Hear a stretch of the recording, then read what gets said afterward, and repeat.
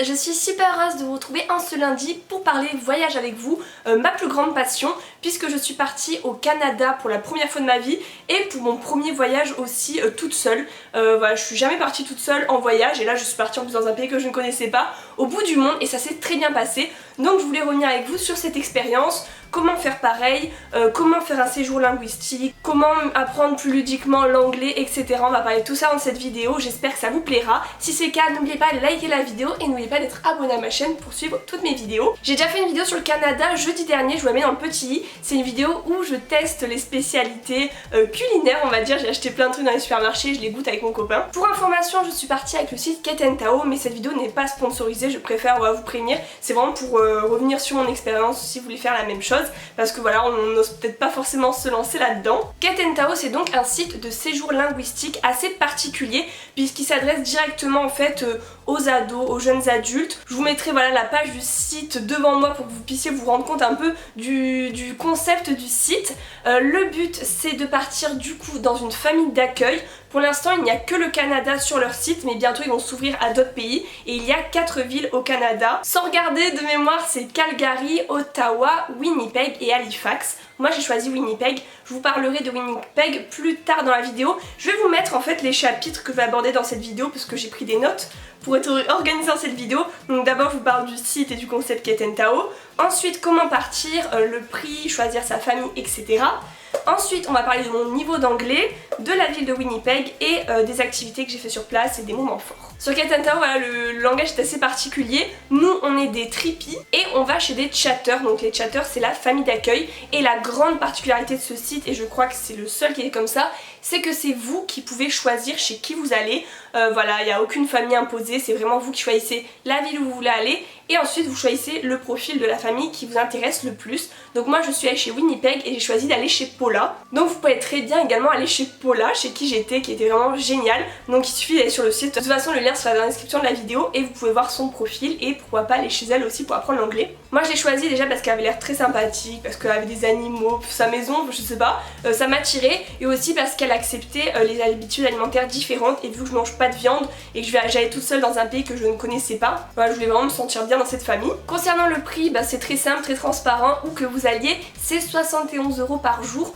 pour l'hébergement et la pension complète, donc tous les repas de la journée, et vous ajoutez à cela les billets d'avion que vous pouvez prendre vous-même à part. Donc ce qui est bien, c'est que vous choisissez vraiment de quand vous voulez partir, les dates, si vous voulez partir une semaine, 2 semaines, partir un mardi, rentrer un vendredi, je sais pas, vous faites ce que vous voulez. Et si vous avez des difficultés avec les billets d'avion, le site Cat & Tao peut vous aider, être à votre disposition pour tout choisir. Et dernière chose à payer, c'est votre assurance. Voilà, si vous en prenez une pour partir, c'est vivement conseillé. Moi ça a coûté à peu près une 50aine d'euros sur la semaine. Je l'ai acheté sur le site de Alliance tout simplement. Voilà, et après les autres dépenses c'est surtout les souvenirs que vous allez acheter sur place. Et petite précision, c'est la famille d'accueil qui vient directement vous chercher à l'aéroport, du coup aucun stress de ce côté là. Donc comme je vous l'ai dit, le but c'est d'apprendre l'anglais, mais ce qui est bien c'est qu'il n'y a pas de cours d'anglais sur place. Le seul moyen voilà, de progresser en anglais, c'est de discuter avec la famille, c'est de discuter avec toutes les personnes de la ville. Moi c'est très bien parce que Paula ne parlait pas du tout français, donc j'étais pas tentée de parler français, sachant qu'il y en a beaucoup au Canada qui parlent français. Mais ce qui est bien, la particularité de Winnipeg, comme je vous le disais sur Instagram, mon compte est juste ici, c'est que Winnipeg, tout est en anglais et en français. Il y a les deux langues. Il y a notamment un quartier français qui s'appelle Saint-Boniface où tout le monde parle français, et vraiment absolument partout dans la ville, tout est à chaque fois traduit en anglais, en français, que ce soit dans les musées, dans les gares, vraiment partout.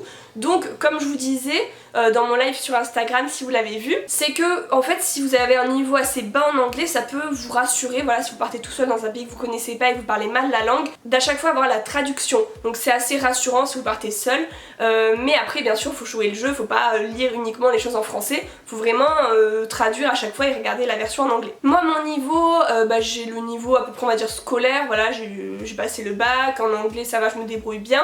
Après j'ai un petit peu perdu à la fac parce que je faisais pas d'anglais. J'ai repris un petit peu de niveau quand j'ai travaillé un été à Disneyland Paris parce qu'il y a beaucoup de touristes qui parlent anglais. Donc en 3 mois j'ai repris quand même à un assez bon niveau je trouve. Et depuis, donc parce que c'était il y a 3 ans déjà, 2 ans, 3 ans, j'ai reperdu, même si j'essaye de regarder des films, des séries en VO. Mais voilà, en fait cette semaine ça m'a vraiment permis de récupérer on va dire un niveau que j'avais, même si j'ai pas un anglais parfait. Pas du tout même. Mais ce qui est bien c'est que j'ai trouvé que l'accent au Canada c'est le même que l'accent américain, donc qu'on voit dans les séries et qui est plus facile je trouve à comprendre que l'accent anglais où j'ai vraiment du mal quand je vais en Angleterre, je comprends vraiment moins bien. Ensuite pour vous parler de la ville de Winnipeg, c'est une ville assez spéciale qui a beaucoup d'histoire, une culture vraiment très variée, notamment avec les natifs, les indiens. Paula m'a beaucoup parlé de ça et on a fait le musée des droits de l'homme et de l'histoire en fait de la ville. Et ça m'a appris beaucoup de choses, c'est super intéressant. Et c'est une culture qui est toujours présente, enfin dans toutes les boutiques vous verrez des attrape-rêves, des références aux bisons, aux buffalo, enfin vraiment c'est une histoire très intéressante. C'est une très belle ville, je vous conseille d'y aller en été quand il fait chaud à peu près, voilà comme en France. Par contre en hiver il fait vraiment très froid, donc c'est plus compliqué. Mais vraiment je vous recommande cette ville, moi j'ai vraiment envie de retourner au Canada, de visiter d'autres villes parce que c'est vraiment un pays qui m'a beaucoup plu. Et je vais terminer du coup avec les activités, ce que j'ai fait là-bas, du coup ça va être plus une partie un peu vlog parce que j'ai filmé plein de plans vidéo là-bas. À Winnipeg on peut faire vraiment plein de choses, donc comme je vous l'ai dit déjà les musées, j'en ai fait plusieurs. J'ai fait une visite guidée du palais législatif avec le Golden Boy, je vous montrerai des plans en même temps que je parle. C'était vraiment super beau, très intéressant et pareil tous les guides étaient en anglais et en français donc j'ai pu vraiment tout comprendre. J'ai fait le nouveau musée des droits de l'homme qui est juste magnifique, trop beau, enfin peut-être que vous connaissez du coup cette devanture parce que c'est un des monuments les plus connus de la ville de Winnipeg. Et j'ai également fait le musée du Manitoba. J'ai fait beaucoup de musées parce que voilà j'adore ça, je trouve ça super intéressant pour comprendre une ville. Après bien sûr c'est vous qui choisissez aussi les activités en fonction de la famille où vous êtes, vous parlez avec eux de vos passions, de ce que vous voulez faire. Vous inquiétez pas si vous aimez pas les musées, vous n'allez pas faire que ça pendant votre séjour. Ensuite en activité, j'ai quand même envie de vous parler de nourriture parce que c'est un truc que j'adore aussi quand je vais dans des pays.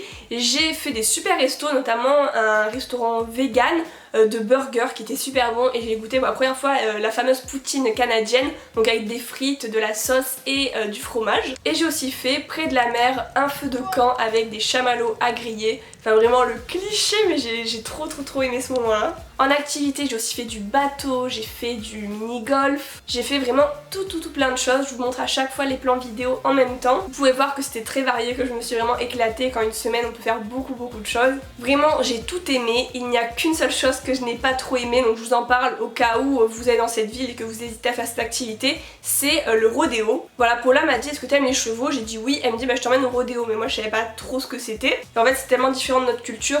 Moi j'ai fondu en larmes alors que tout le monde dans la foule adorait, rigolait, les enfants riaient et tout. Donc voilà, juste je vous préviens, si vous hésitez à faire cette activité, regardez peut-être ce que c'est exactement sur internet avant, parce que moi je n'avais pas regardé et du coup je suis partie en plein milieu. Vous allez vous dire l'exploitation animale, le zoo c'est la même chose, mais non ce n'était pas pareil pour moi. Le zoo de Winnipeg est immense et pour les animaux il y a eu beaucoup de sauvetage, notamment les ours polaires, ils ont été sauvés et s'ils n'étaient pas là ils seraient morts. Les espaces sont très grands, pas mal d'animaux même en liberté comme les pans etc.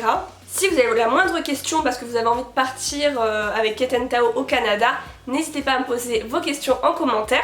Je vais vraiment essayer de répondre à tout le monde parce que je comprends en fait qu'on peut avoir des inquiétudes. Moi je sais pas si à 15 ans j'aurais osé partir comme ça toute seule au Canada, mais là vous êtes quand même bien encadré, il y a vraiment une famille avec qui vous pouvez discuter avant de partir, qui vient vous chercher, qui s'occupe de vous, que vous avez choisi avant, donc voilà c'est super rassurant. Je vous laisse m'écrire en commentaire et moi je vous retrouve jeudi pour une nouvelle vidéo. Je vous fais de gros bisous et à bientôt.